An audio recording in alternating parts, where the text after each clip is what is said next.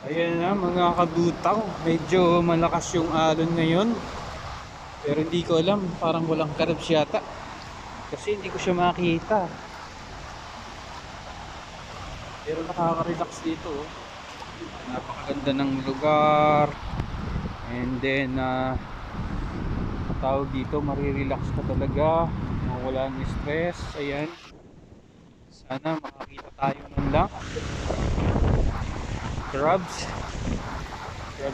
Crabs. Nasaan kayo?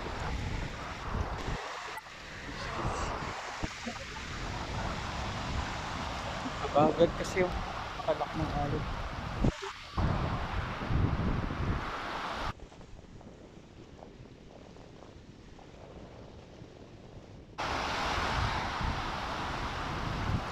Uy, nakakamiss ang dagat.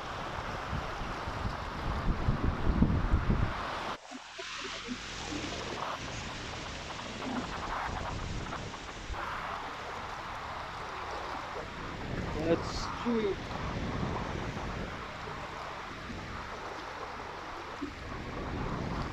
Dito.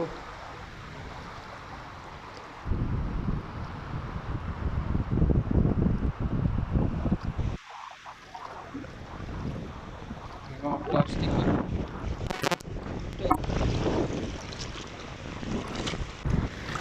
May mahuhuli tayo.